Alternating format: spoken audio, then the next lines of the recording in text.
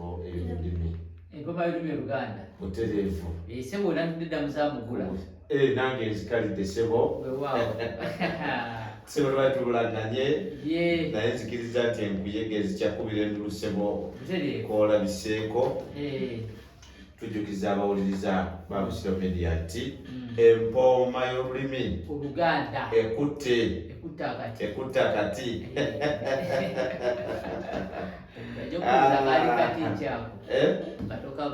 Ati kakati banjogedde sogedde kaluzungu ekutte akati. Kakati nabwe kityo. Kakati olwaleero ssebo byenjagala muwuliriza amanyisibwe ebigambo bino wammanga. Tujja tukoonako omuwuliriza ng'ajja kubeerako nga tumalayo. Kati olwaleero luli Ssekanyumiza wamenyamenya ebigambo eby'enjawulo. Kati olwaleero mba mpitayite ne baga nti lwaki temutubuulizaako omusajja oyo ebigambo bino nabyo ne tulaba engeri gy'ayinza okutembeetamu ensonga y'ebigambo ebyo nga mukola puroguramu yammwe eyo ey'empooma y'olulimi. Ko nze ke nnalinnya ekigere ku Busiro Media bwe nti Ssekanyumiza ne musangayo ebyo bye tugenda okuttaanya. Waliyo ekigambo ensiringejjano. Ekigambo ekyo mpulira kani kikozesebwa otyo mu basezi. Ebintu by'abasezi otyo abasezi wabeera nga akutte oba akutte omunyama omulyo otyo eddagala lyakozesa okuwunza buli omulyo olwedde guba gukyalimu amagezi. Nze mbanyi lwaki kubanga nze mbalendooza ti kintu kyakutte tekiriimu pulaani. Kati ebisinga waliwo ebibuzaabuza otyo abasezi n'abali b'abantu. Sigenda kubuuza bingi atali musezi ebimuweza okuba nga tugenda. Kati waliwo abasera enju otyo n'agyetooloola, waliwo abasera olusuku. Kati abo be basezi otyo. Ne waliwo abali naye ffe tubayita basezi. Tetubyawula bwawuzi ngeri gye tutali mu ffe luddi eyo tusobola kwesalira musango. Oli nga talya naye nga musezi. Ekyambo kimwambala n'aseera ennyumba n'ayetooloola ebitooke. Abasajja bakola emirimu nga twebase. Naye singa abaako engeri gy'ali ennyama y'omuntu afudde, omanyi ekikufuula okuba nti okyusizza erinnya kulya ennyama ya munno n'olya muntu munno. Kakibinganga woolaba empologoma n'eri empologoma eba etabuse eba eridde ginnewaayo oba otabuse. Kati omuntu walya ku muntu oba otabuse. Kati eddagala libakozesa simanyi oba lyeliwombesa ennyama oba lyegigaana obunya simanyi. Kyonna kyekiri gye bayita ensiringejjano. Zino nabadde ndowooza oba bintu birala nnyo sina by'abasezi. Busezi bwennyini. Ssebo Ssekanyumiza yogereko mpola sibatuteega tukyalina bwe bamanyi omuwuliriza abasezi balaba TikTok balaba YouTube. Omulembe ssebo ba modernizinga bayinza okuba nga baserera ne ku TikTok ntera okulabako abeesibye oba baziyita nsiriba baba tebazannya mu buzanyi. Omanyi content yafuka content. Kati omuwuliriza ekyo ndowooza akitegedde. Ekigambo ekyo kikozesebwa nnyo abo abali mu luse lw'okulya bannaawe. Eddagala lye bakozesa oba kukola ki kye bayita ensiringejjano. Weebale nnyo Ssekanyumiza. Awuliriza alina ekigambo ekirala waliwo omwami awo muyita Kigulyamusi yagamba nti ekigambo kino kyannema okutegeera naye abantu bakikozesa nnyo twasuze mu mbuutu bannange tugende mu mbuutu ate nno bakyogera mu bivuga kaakati embuutu Ssekanyumiza yenkisebo kati embuutu otyo era tusobola okukikkiriza nti kivuga naye ate nga tekikuba kufulumya maloboozi ga kuzina galimu mudidido wakita kukyeza luganda lugaga nti embuutu otyo gubeera muti oba kiti ekiti okutemerwa ennyama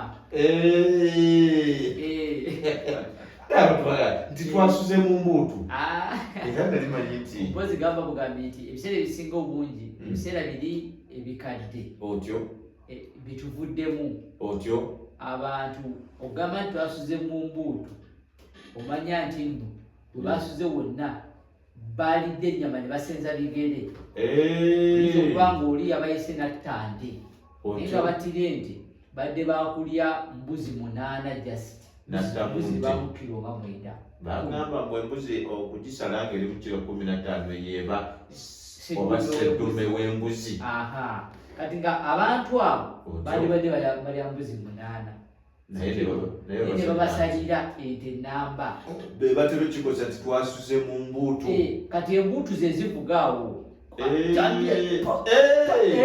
jambi yange tema abatema amagumba batema bikyalo emitwe ne batema kati buli kyebatema batemera ku kiti ku mbuutu kati bagamba nti ne twasuze mu mbuutu basuze ejambi yazikaaba naye nga zikaaba ku lwaki lwa nyama kakati nno era okwegamba ogenze notembeeta bulungi ensonga eyo abasinga obungi baddeho owulire ebidongo bivuga oba eŋŋoma kitera nnyo okusinga ku ŋŋoma tolukuba eŋŋanda nti osabudde embuutu baaba kakati oli abaloza ti era mu ŋŋoma tulinamu mbuutu newoozimenya tesobola kubano tulinamu mbuutu tulinamu emiguju mulimu omusengeranyuma kuliko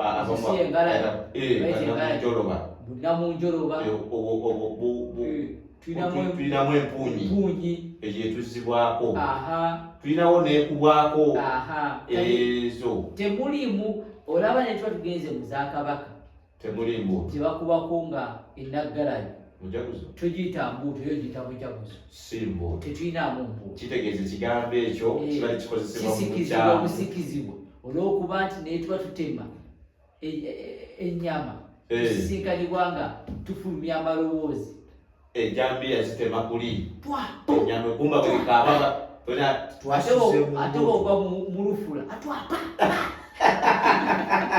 ejambi nga zifaana n'amagumba zigabuuza obugumu Ssekanyumiza egumba lyampangula egumba ejambi yeritya ate si kyuma awo omutonzi nemuwa obuyinja tuyina ekyuma ekiri biological mpulira ekyuma biological kyeki mu Luganda oba tugambe ekiri bizaale ekyuma kizaale muzaazi kubanga engeri gyekikuwangalamu emyaka n'ofa ng'olina 8 nga bwekiri naye nga kikyali kigumu kizibu n'atemako nawulira ejambi yange eganya okuyingira abasajja abatema ennyama bavaamu ne kasawundi atema tukikole kintu kiyite tutya afulumya aleme okagalira munda kwaliga embuutu omuwuliza giwulidde ali ku Busiro Media yagitegedde bulungi nnyo waliwo ekigambo ekirala Ssekanyumiza kyenjagala ottaanye eri abawuliriza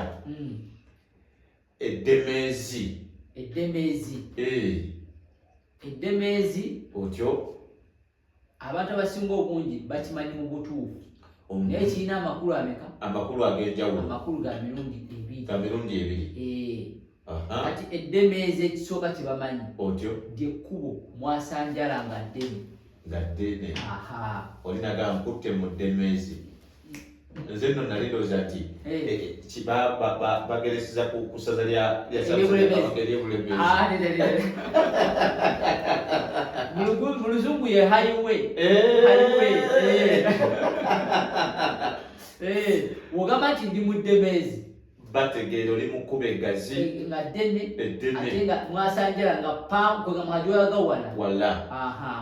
Kati wano tuli ku Hoima Road. Otyo kati awo sogama ngudde mu Ddemezi. Naye singa oba ku Hoima Road nako kugenda tuli ba Ddemezi. Lirina kilomita nga 2 n'otuuka ewamu. Kuba maini ng'ate olugendo luwanvu bagenda kilomita 15 mayilu zoyogera muziwerako. Awo n'olyoka okireeta nti batandikawayi ndi mu Ddemezi. Tegeeza ndi mu kujja. Bakutegekere otandise osibira waawe n'enjala ekola ki? Ekuluma. Kati siza kubanga mpaka kiri. Ogenda Kikugi. Ngamba ndi mu Ddemezi. Anti kutte mu Ddemezi. Tuli mu busiraawo. Awo utende maliso. Oli waka. Kati Ddemezi sebo sookera ddala. Naye sigamba nti obwogera Bulemezi. Ddemezi Bulemezi byanjawulo. Nkutegedde sebo kikanyumiza. Kakati amakulu ag'okubiri ly'ejjenje ekkazi ebayita ate nga ddene. Ejjenje abayinja abafuka ku buliri bagetaniranga naye naffe twagalya agakaaba ekiro.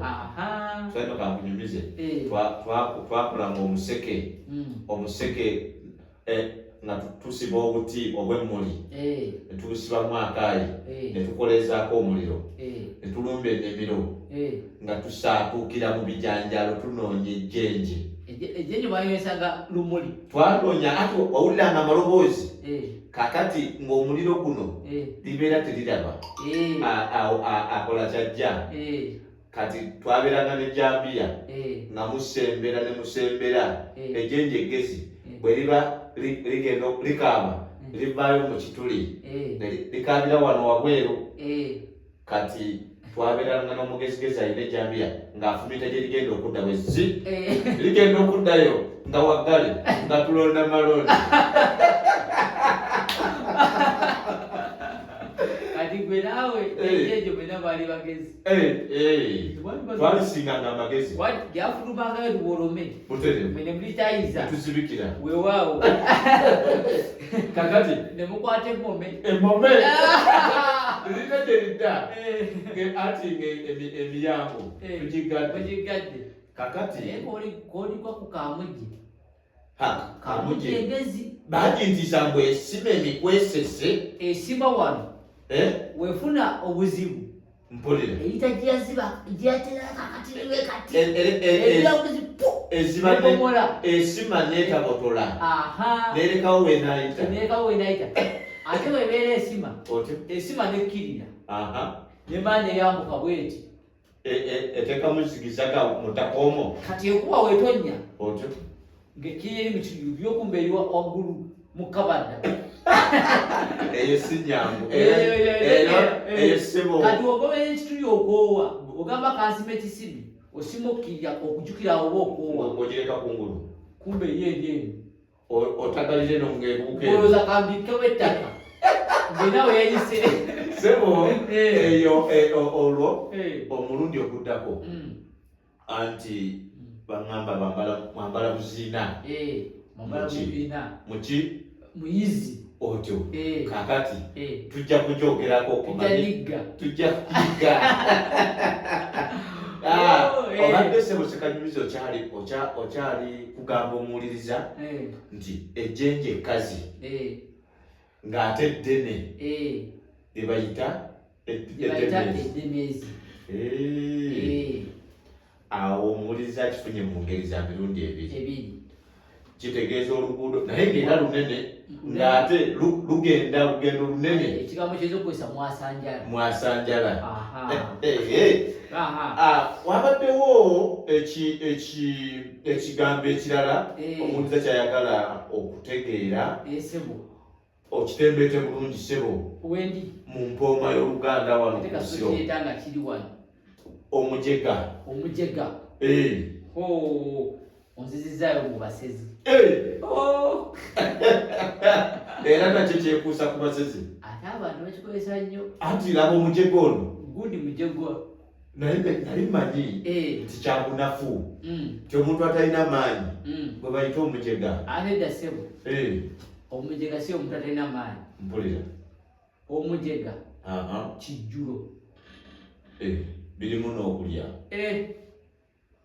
omujega otyo kijjulo ekifumbibwa baani naye ng'okiwoze ng'ofumbidde abantu n'obawa ng'okiwoze kati omusezi otyo bw'akwasa ennyamagi n'afumba emmere tetuguyita muwumbo ne bw'aba yasibye mu ndagala n'ateekako n'ebyayire mu kibo tuyinza kujajamya luganda lulina kati nako tuguyita omuwumbo osobola okugulya baguyita muki kati singa aguwola omusezi ayinza okuba nga owokubiri etyakwasizza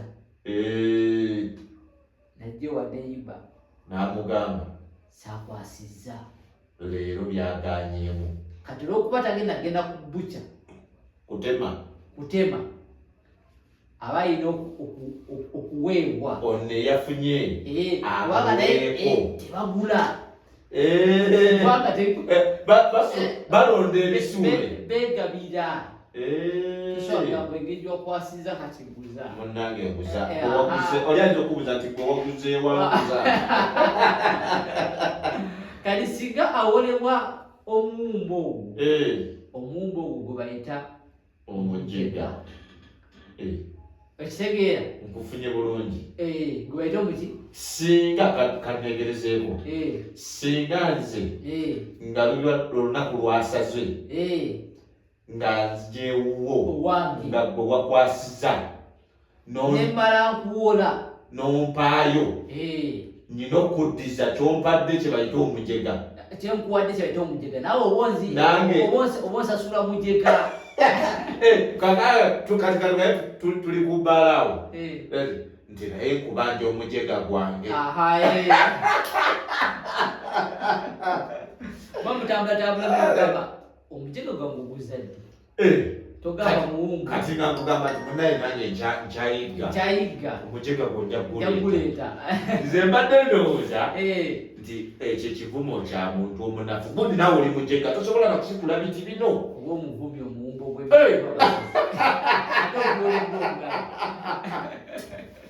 ekanyumiza obumeseza oluganda lukyawooma kitegeeza kigambo kirala nnyo omuntu oba omuvumi ekigambo kinene kirungi kikozesa ebigambo ebimu nno tugenda kubeera nga tubyegendereza tugenda kulemesa abantu okukozesa ebigambo tovaako n'abalala bagambe tebava ku social media nagamba laba omujega oli kigambo kinene sebo kinene ddala omuntu muno okuyita omumbo ogwo ogwazikiddwa ataafunye gwina obaako ennyama eri tomuwa mmere enkalu oba nnuma olina okumuteerayo amanzaali olunaku oluteeketeeke ngala bulungi nnyo lubukane kakati naye bw'abazza omuwumbo ogwo agufumba era n'akwongerako ebinofu aba alina okuwa nga wewamuwa wabbanga ki wate muli byakugula ojja muddiza nansimbi olina kunoonya naawe n'omuddiza omujega gwe tweyanzeege abawuliriza social media eyo mukama wange nzikiriza nyongere okufeffetta ndeete omuwuliriza omutembeetere bulungi ensonga eyo ey'ebigambo ebyo eby'olulimi mu mpooma y'Oluganda. Mukama wange nzikiriza tumireko tumireko kiba kyabyaza amaanyi nnyo okuva ku mpewo nga situmiddeeko wano gyange abawuliriza bonna abekuumiddekoko ku Busiro Media. Kansookere ku mukama wange omwami Kiguli Amosi awo Kikugi. Mukama wange omulala bamuyita Ssente za Yusufu. N'abasomesa bonna abamoshi, abazadde bonna abamoshi babeerako nga batulaba. Timwebale nnyo, mwebale ddala, temujjangu okwo. Siyinza kulekayo omusomesa wenjawulo, musomesa Nakyeyune Dolini, awo ne mukwano gwange awo Anko Jofu, Tikyanisha, bonna b'Ekikugi. Entumirako n'emikwano gyange gyonna gwabeewulira nga oli mukwano gwa Alex Sekitoleko Sale. Mbagala nnyo, muzzukulu wa Mugema. Sebe ekime katusirike mwawo. Weewaawo.